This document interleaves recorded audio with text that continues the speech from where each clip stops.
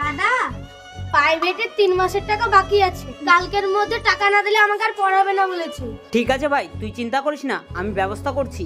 তুই তাহলে যা এখন। ভাইকে তো বললাম কালকের মধ্যে টাকার ব্যবস্থা করে দেবো। এখন এতগুলো টাকা কিভাবে ম্যানেজ করব? চল। স্যার, বলছি যে ভাইয়ের 3 মাসের টাকা বাকি রয়েছে। আসলে স্যার সেরকম আমার কোনো কাজ হচ্ছে না এখন, তো আমি বলছি কিছুদিন পর টাকাটা থেমে দেব। আরে দাদা আপনি? আরে দাদা শুনছেন, আমার মানিব্যাগটা না হারিয়ে গেছে। আমি এখন ইন্টারভিউ দিতে যাব, আপনি কিছু টাকা দিতে পারবেন? আরে দাদা, আমার কাছে তো বেশি টাকা নেই, এই 100 টাকা আছে, আপনি রাখেন। ঠিক আছে দাদা, আপনাকে অসংখ্য ধন্যবাদ। আচ্ছা ঠিক আছে ভাই, সাবধানে যেও। আপনি সেই দিন আমাকে টাকাটা দিয়ে সাহায্য করেছিলেন বলে আজ আমি এই জায়গায়, না হলে হয়তো চাকরিটা আমি পেতাম না। আপনার যখন সময় হবে, আপনার যখন টাকা হবে তখন আমাকে দেবেন। ঠিক আছে স্যার, আপনাকে অসংখ্য ধন্যবাদ। ঠিক আছে, আপনি যান।